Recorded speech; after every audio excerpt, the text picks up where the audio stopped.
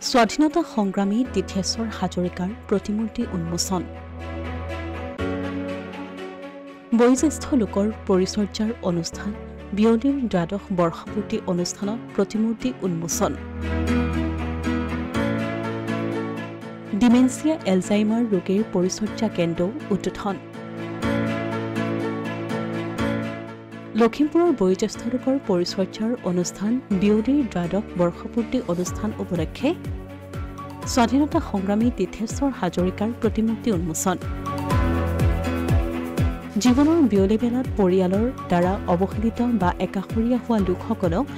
পৰিচৰ্যাৰ অৰ্থত লখিমপুৰত তিথেশ্বৰ হাজৰিকা স্মাৰক ন্যাসে বিয়লি নামেৰে এক বয়োজ্যেষ্ঠৰ পৰিচৰ্যাৰ অনুষ্ঠান মুকলি কৰিছিল 11টা বৰ্ষ অতিক্ৰম কৰি শনিবাৰে বিয়লিৰ দ্বাদশ বৰ্ষ সম্পূৰ্ণ কৰিলে এই অনুষ্ঠানে তদুপলক্ষে স্বাধীনতা সংগ্ৰামী তিথেশ্বৰ হাজৰিকা স্মাৰক ন্যাসে স্বাধীনতা সংগ্ৰামীগৰাকীৰ এক আবক্ষ মূৰ্তি নিৰ্মাণ কৰি দিয়ে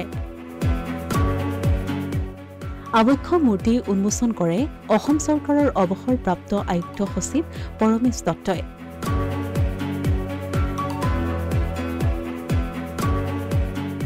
আনহাতে বিয়লিত নতুনকৈ ডিমেনচিয়া আৰু এলজাইমাৰ ৰোগীৰ পৰিচৰ্যা কেন্দ্ৰ এটাও মুকলি কৰা হয় আমাৰ নিজৰ দান কৰা এম্বুলেন্সৰ দ্বাৰা আৰু তেওঁলোকে আমাক প্ৰভাইড কৰিছিল দুজনকে ডক্টৰ তেওঁলোকৰ এই দুজন ডক্টৰ থ্ৰুদি আমি আৰু মেডিচিন দ্বাৰা আমি প্ৰায় তিনি বছৰ মানে সেই সম্পূৰ্ণ আমি এই আমি কৰিছিলোঁ ভিতৰুৱা গ্ৰাম্য অঞ্চলত তাৰপিছত ফিজিঅ'থেৰাপি সেৱা আমিতো কৰি আছোঁ এতিয়াও কৰি আছোঁ প্ৰথম 2 বছৰ মানে ফ্ৰীকে দিছিলোঁ পিছত এই NRSৰ মানুহ আহি পেলাই আমাক ক'লে যে এইটো সম্পূৰ্ণ ফ্ৰীকে দিলে কোনো মূল্য নাথাকে সেইকাৰণে আমি অলপ সাধাৰণ হিচাপে পইচা এটা লৈছিলোঁ এতিয়াও সেইটো চলি আছে তাৰপৰা আৰ্ট অফ লিভিঙৰ আমাৰ ইয়াত যেনেকৈ হেপিনেছ কোৰ্চ হয় বা অন্য সহজ সমাধি এনেকুৱা কোৰ্চ হয় বাঙালৰ বা অসমৰ বিভিন্ন অঞ্চলৰ পৰা এক্সপাৰ্ট আহি পেলাই মানে এইবিলাক তেওঁলোকে চলাই সেইটো এতিয়াও চলি আছে আৰ্ট অফ লিভিং উল্লেখযোগ্য যে মুক্তিযোদ্ধা তিথেশ্বৰ হাজৰিকাৰ ন্যাসৰ হৈ বয়োজ্যেষ্ঠ সেৱালয় বিয়লি পৰিচালনা কৰে প্ৰাক্তন সাংসদ ঈশ্বৰ প্ৰসন্ন হাজৰিকা আৰু ভাতৃ বিৰিঞ্চি প্ৰসন্ন হাজৰিকাই গুৱাহাটীৰ আল্ট্ৰাট্ৰেক ডায়েগনষ্টিক কেন্দ্ৰৰ উদ্যোগত ডিমেনচিয়া ৰোগৰ বিনামূলীয়া চিকিৎসা কৰা হ'ব উল্লেখযোগ্য যে বয়স বঢ়াৰ লগে লগে অজানিতেই বহু লোক এলজাইমাৰ আৰু ডিমেনচিয়াৰ চিকাৰ হয় এই ৰোগৰ পৰা পৰিত্ৰাণৰ উপায় কি আৰু কেনেকৈ সজাগ হ'ব তাৰ ওপৰত বিশদ বৰ্ণনা আগবঢ়ায় চিকিৎসকসকলে বিৰিঞ্চি প্ৰসন্ন হাজৰিকাই বিয়লিৰ সমন্বয়ক হিচাপে থাকি এই দুবিধ ৰোগৰ ওপৰত প্ৰতিবছৰে সজাগতাৰ সৃষ্টি কৰি আহিছে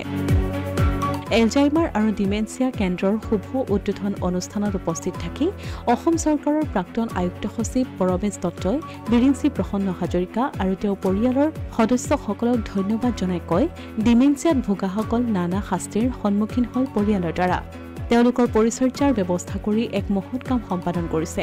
অনুষ্ঠানটোত উপস্থিত থাকি প্ৰসিদ্ধ নাট্যকাৰ ঘন হাজৰিকাই কয় সময়ৰ আহ্বানত বিয়লিয়ে এক নতুন ৰূপত পৰিচয় লাভ কৰিছে তিথেশ্বৰ হাজৰিকা স্মাৰক ট্ৰাষ্টে এক নিদৰ্শন দাঙি ধৰিছে এই উদ্দেশ্যত এক সভাও অনুষ্ঠিত হয় লখিমপুৰৰ প্ৰায় 60গৰাকী বিশিষ্ট জ্যেষ্ঠ ব্যক্তি উপস্থিত থকা সভাখনত বিয়লিৰ মনোৰঞ্জনৰ দ্বাৰা 60 বছৰৰ ঊৰ্ধৰ 20গৰাকী সদস্যই সমবেত সংগীত পৰিৱেশন কৰে